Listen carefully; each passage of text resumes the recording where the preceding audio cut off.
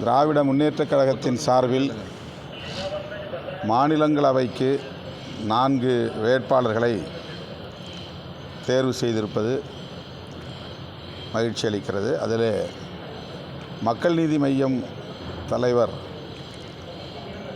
உலகநாயகன் கமல்ஹாசன் அவர்களுக்கு இந்த வாய்ப்பை வழங்கியிருப்பது மகிழ்ச்சி அளிக்கிறது. அவருக்கும் திராவிட முன்னேற்றக் கழகத்தின் சார்பில் வேட்பாளர்களாக அறிவிக்கப்பட்டுள்ள வழக்குரைஞர் தற்போதைய மாநிலங்களவை உறுப்பினர் பி. வில்சன் அவர்களுக்கும், அதேபோல சேலம் மாவட்டத்தைச் சார்ந்த எஸ்.ஆர். சிவலிங்கம் அவர்களுக்கும், கவிஞர் சல்மா அவர்களுக்கும் விடுதலை சிறுத்தைகள் கட்சியின் சார்பில் எமது வாழ்த்துக்களை தெரிவித்துக் கொள்கிறோம்.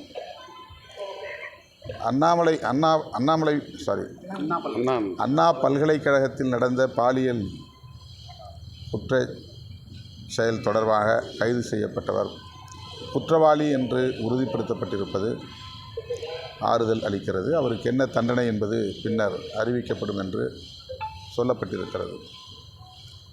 இதனை வரவேற்கிறேன். தீர்ப்பு வந்த பிறகு அதை பற்றி நாம் கருத்து சொல்ல முடியும். ஆனால் எதிர்க்கட்சிகள் இந்த தீர்ப்பிலும் ஆளுங்கட்சிக்கு எதிரான கருத்துக்களை சொல்வது மிகவும் வியப்பாக உள்ளது. இதில் நீதிமன்ற நடவடிக்கைகளில் ஆளும் கட்சி தலையிட முடியுமா என்ற கேள்வி இந்திய அளவில் பல வழக்குகளில் இதுபோன்ற விமர்சனங்கள் எழுந்துள்ளன. இந்திய ஒன்றிய அரசு நீதிமன்ற நடவடிக்கைகளில் தலையிடுகின்றன என்கிற விமர்சனங்கள் உண்டு. ஆனால் இந்த வழக்கில் தமிழ்நாடு அரசு அல்லது திமுக அரசு தலையிட்டு இருக்கிறது என்ற விமர்சனத்தை ஏற்க இயலவில்லை.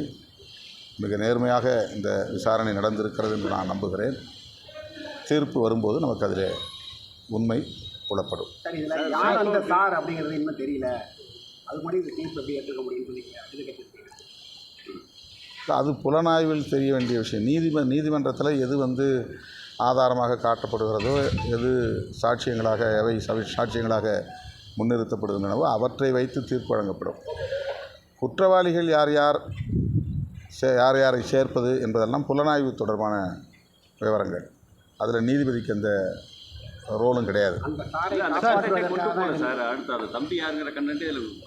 அதுதான் அது புலனாய்வில் அதில் தீர்ப்பை வச்சு நம்ம ஒன்றும் சொல்ல முடியாது. புலனாய்வில் இருக்கிற குற்றச்சாட்டுனா நீங்கள் அதை வழக்க போடுங்க, தனியாக கூட வழக்கு போடலாம். இந்த தீர்ப்பில் இந்த வழக்கில் உண்மையான குற்றவாளிகள் இணைக்கப்படலை, இந்த புலன் விசாரணை வேறு புலன் விசாரணை வேண்டும், ஒரு ஸ்பெஷல் இன்வெஸ்டிகேஷன் டீம் வேணும், அல்லது சிபிஐ விசாரணை வேணும், இந்த புலன் விசாரணையில் எங்களுக்கு நம்பிக்கை இல்லை, இந்த தீர்ப்பிலும் நம்பிக்கை இல்லை அப்படின்னு போகலாம். இப்போ தீர்ப்பு வழங்கப்பட்ட பிறகு நீங்கள் மேல்முறையீட்டுக்கு தான் போக முடியும். அந்த புலன் விசாரணையை எதிர்த்து போக முடியுமான்னு எனக்கு தெரியல. தமிழ் மொழியிலிருந்து தான் கன்னட மொழி பிறந்ததுன்னு சொல்லி நடிகர் கமல் சொல்லியிருக்காரு. தற்போது பல்வேறு சர்ச்சைகள் எழுப்பியிருக்கு.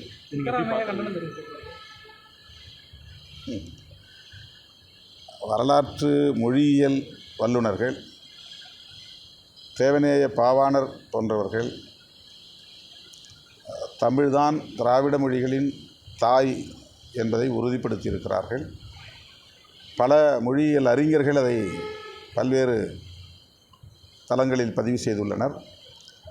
இன்றைக்கு கன்னடம், மலையாளம் பேசக்கூடிய மக்கள் அந்த உண்மையை ஏற்க தயங்கலாம். ஆனால் வரலாறு தான், உண்மைதான்.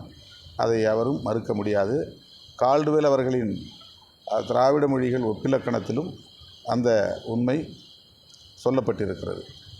ஆகவே தமிழிலிருந்து பிற மொழிகள் சமஸ்கிருத கலப்பால் உருவாகி இருக்கின்றன என்பது ஏற்றுக்கொள்ளப்பட்ட உறுதிப்படுத்தப்பட்ட ஒரு வரலாற்று உண்மையாகும். வைகோக்கு ராஜ்யசபா எம்பி மறுக்கப்பட்டிருக்கு. அவங்க கட்சிக்காரங்கள்லாம் வருத்தத்தில் இருக்காங்க. பார்கெனிங் பவர் இல்லை குறைஞ்சிருச்சுன்னு நினைக்கிறீங்களா சார்? அது வந்து ஒன்று மதிமுக சொல்லணும், இல்லைன்னா திமுக சொல்லணும். இதில் நான் கருத்து சொல்கிறதுக்கு எதுவும் இல்லை. வரும் சார். எலெக்ஷன் அப்போ தேமுதிக வந்து சீட்டு தருவோம்னு சொல்லி ஏடிஎம்கே சொல்லியிருந்தாங்க. ஆனால் அது இப்போ இல்லைங்கிறாங்க. அது அவங்க பிரச்சனை, அது அவங்க தான் சொல்லணும். மதுரையில்